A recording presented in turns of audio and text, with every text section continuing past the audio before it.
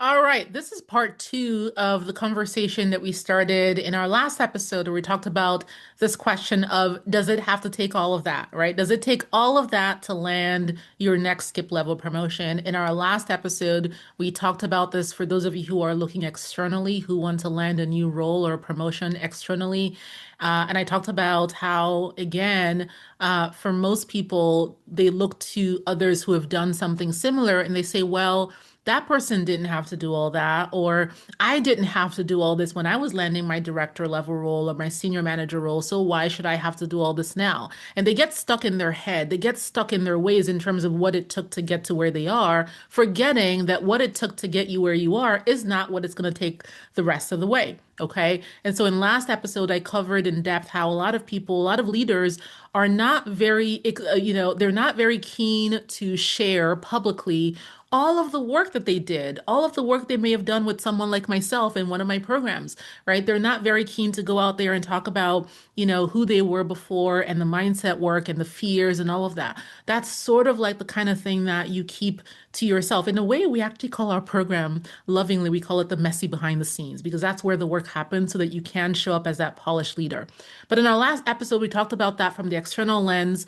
I listed for you seven different elements that a leader likely had to master in order to be seen as a compelling candidate who then landed a role where they may have had a huge increase in their scope, three times their compensation, and on and on. And so I want to do sort of the flip side of that conversation is on the internal side. I'm not going to leave you hanging if you're someone who's not looking externally right now, but you do want to land that internal skip level promotion. We've absolutely had lots of success doing this internally as well. And I want to share with you again what happens behind the scenes internally because I hear the same sentiment.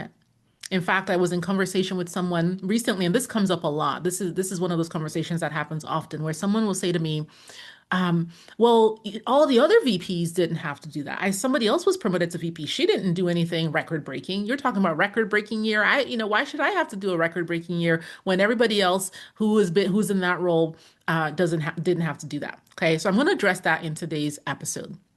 The first thing I will say is that when you are asking to land a role, okay, that is in high demand, that is highly coveted, in a time where your organization may have different rules now than it did before, may have more stringent rules, may have a lot more scrutiny.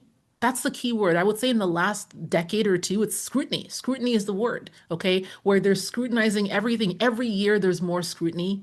Every year, there's more oversight. Every year, there's more pressure testing. Every year, they're saying, do we even need another VP? Can this just be a manager role? Like, why do we need a VP? Every year, they're flattening the organization.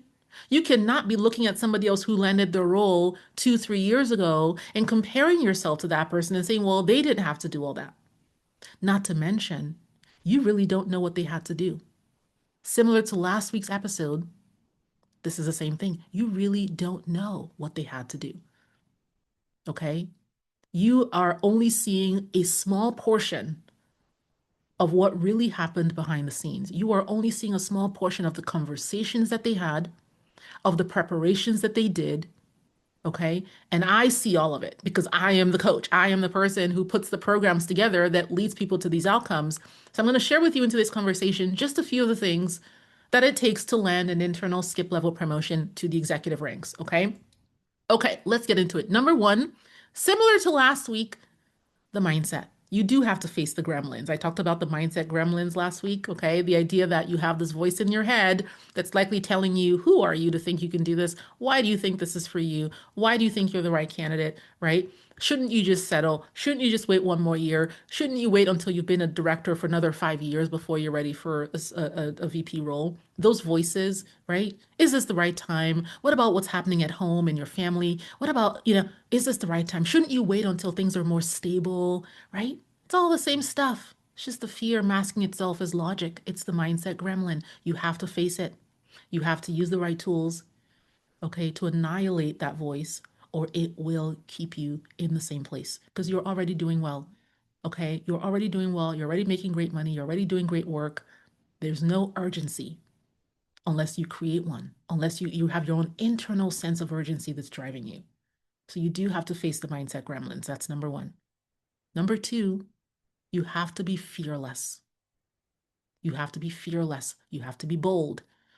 And this will depend on your level, right? Bold as a C-suite leader is not quite the same as bold as an intern. So you have to find your level and find the next level from where you are. Okay, what does boldness mean for you? The leaders who are landing skip level promotions to VP and up in a tight market when their company is flattening the organization, the leaders for whom the company is bending the rules across the board, they're bold. They are bold.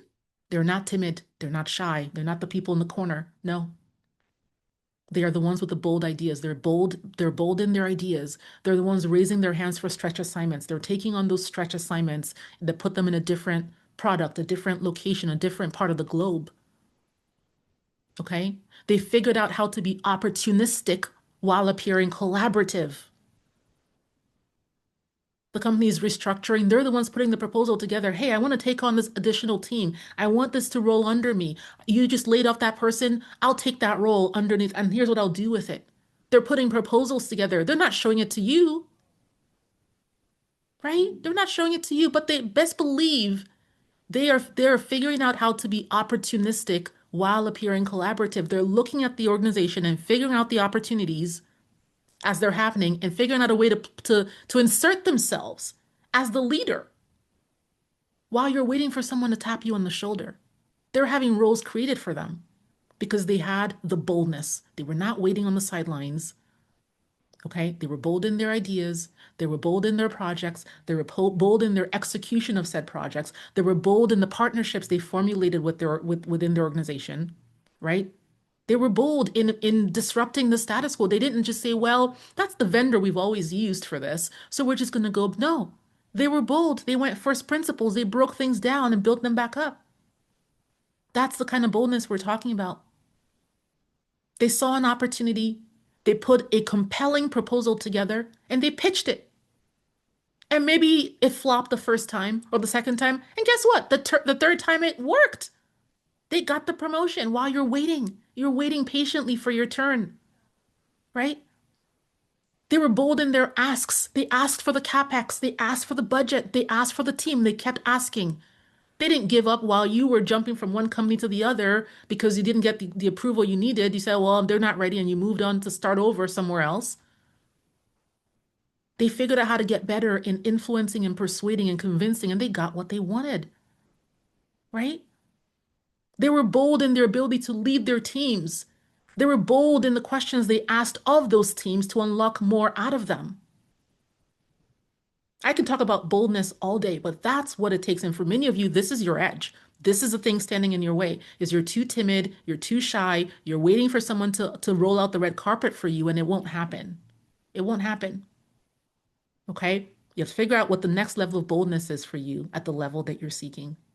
Yes, you're already bold. You wouldn't be here otherwise. You wouldn't be at your level otherwise, but there's a next level. There's a next level of boldness that you are still waiting to unleash. And the person who's landing that role, that VP, that SVP, that C-suite leader who just got the promotion when the company announced a hiring freeze, when the company announced no promotion, that person is bold.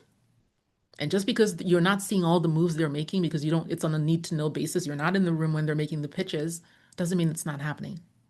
And what I hear many of you saying instead is, I've worked harder than this person. This person's not working as hard as me. I certainly made that mistake, thinking it was just all about the hard work. It's not. Not at this level. Not at this level, right? You don't have to be the person with the highest level of results. That person doesn't get promoted. That person does not get promoted. They have to figure out what the company values, the skills the company values, right? Okay, let me give you an example. Okay, let me give you an example. Let's say that you are a sales leader and your job is to make sales and drive sales for the organization. You have a quota to deliver 50 million and you happen to deliver double that. So now you have delivered $100 million in sales for the organization when your quota was only 50. Okay.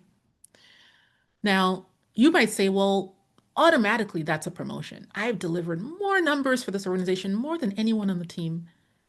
And then maybe you find out I did not get promoted and you wonder why that is. And then here's somebody else in the organization, also in sales. who delivered 57 million. Okay. You delivered 100 million, this person 57 million. Again, on the face of it, you're like, what? I should be the one promoted. And no, the person with the 57 million got promoted. Let me tell you what could be at play. I can't purport to know what's happening at your company, but here's what I've seen behind the scenes. Someone says, well, yeah, she delivered 100 million. She worked hard, right? She pounded the pavement. She found a new customer, or she found a new thing, or she got them to buy more of the thing that we sell. Great. It's great. It's the same skill we've always seen, and it shows, yeah, she's very tenacious. Wonderful. Okay. However, this other person who delivered 57 million unlocked a whole new way. They built a new partnership. They created a whole new playbook. They found a new market that is untapped that we've never sold in before. And if we take what that person did and the way that they've communicated it and the strategy and the intention and the vision that they've communicated on that, that this is a $500 million win next year. Do you see the difference there? The skill it takes to over deliver on an existing path, an existing strategy that's already been laid out for you is not the same skill you need to create the path in the first place, to chart a new course in the first place. That takes boldness. The other just takes hard work. I hope that example illustrates for you what I'm talking about. You have to get savvy on this. You cannot think that just delivering the numbers is the thing. When I talk about record-breaking results, it's not just the numbers, okay? It's also in the how. It's also in how have you transformed the organization in the way that you've delivered these results? Let's say that you delivered the $100 million results, but you did it alone. You actually didn't work with anybody. You didn't figure out how to break down any silos. You didn't figure out how to create any teams that didn't exist before. You didn't figure out how to change the culture and the way that the company typically operates in sales. No, you just stayed up later. You stayed up later and you worked harder. Very valuable. Who doesn't value that? But is that who I'm going to promote to VP is the question. No, I'm going to promote the person who I know can lead other people to deliver even more. The person I know who has created a new path that did not exist before and can tell the story. That's who I'm going to promote. So I hope again that you see the impact that boldness has, okay? And what really goes into this promotion decisions. You have to figure out how to be bold, okay? Something else. You have to figure out how to create a strong executive presence from day one. The people who get promoted in record time, in rapid order, while the company is saying that they're not promoting anybody, while they have a stated policy of not promoting anyone who has not been at the company for 2 years or been in their job for 18 months. You've been in your job for 3 years, right? But someone who just joined the company 6 months later has gotten promoted, which was my story, right? What does it take? What made that happen? Part of it is the executive presence from day one. From day one. What is the brand that you have? Do you know? Do you have the brand of a seasoned expert? Someone who's well credentialed and, has studied ad nauseum on their subject matter and only knows that subject matter and can be called upon as the SME for that subject matter? Great. Well, it's not a VP. It's not an SVP, right? And your executive presence is what can be perceived about you even in 2 minutes. In 2 minutes of conversation, what can people perceive about you? And more importantly, will they perceive that you are at the level that you're asking for? If the answer is not yes, really from the very beginning, you are on your back foot because what's happening, and this is a mistake many of you make when you join companies, is you think, well, I've joined the company and I'm really busy. I'm learning, I'm growing, I'm developing, I'm meeting people, everything's great. I don't really need a promotion right now, so I'm just focused on learning. Wonderful. What you fail to remember is that your brand is being built now. Nature abhors a vacuum. So it's not like you're just sitting there and there's no brand. And then when you're ready, 6 months later, then you will start the brand creation process. No, the brand's been built, is being built from the moment you opened your mouth on day one. People are forming their impressions of you immediately. So if you don't know that, you think you have all this time to then later, and you can certainly fix the brand later. Absolutely. We do that all day, every day. But wouldn't it be better to come in knowing and being intentional about who you want to be, how you want to be perceived, and then reverse engineer that? So that by the end of your first 3 months on the job, people are talking behind the scenes and they're saying, boy, how did we get this person? This person's a great get for this company. I hope they stay. I hope they don't leave. I hope we can keep them. Wouldn't that be a better conversation versus, yeah, she's great. She's great,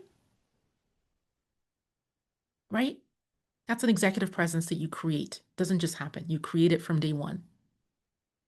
If you are creating the brand of the expert without even knowing it, you'll just be like everybody else. Nothing wrong with that. That's a solid career. Nothing wrong with that. But not if your goal is to be promotable in your first year, right? And your executive presence isn't just what you're saying, it's everything. It's how well you signal that you take care of yourself and at what level. Do you appear to have it handled, or do you seem like your hair is always on fire? From the moment you introduce yourself to other people, what words do you say? When they say, oh, Tina, it's her first day. Tina, you want to come in and say a few words to the team? Whatever you say there is part of your brand. It's part of the executive presence, right? Have you learned how to do that? It's your level of engagement and leadership in every room. Are you the person who says, oh, I'm new to the company, so I'm going to just listen and say nothing, or this isn't really my domain, so I'm going to wait for someone to ask me a question, or, right? All of that, those micro interactions, they count. That's your executive presence. That's what you're creating. You have to be mindful of that. The person who gets promoted in short order internally to the executive ranks, they're not leaving their executive presence to chance. It may seem like they are. It may seem conversational. It may seem like they just have it together or they just happen to have the gift of gab or whatever you think it is. No, no. They've been working on that. They've been cultivating that. The moment I learned that, everything changed for me. I came up, like many of you, thinking just work hard, keep your head down, people will notice. Okay, go home, burn the midnight oil, go where they ask you to go, travel where they ask you to travel, meet who they ask you to meet, deliver what they ask you to deliver, and boom, it will happen. Right? And I learned as a manager, that's when I learned this. I learned, oh, okay, it's a different game here. It's a different game that has nothing to do with that at all. And that's what started my whole career transformation. It's what started the whole thing. Okay. So I'm sharing that with you here now. You have to be mindful of not just your SME knowledge and your expertise, but your presence, your executive presence. And you have to do that from day one. Okay.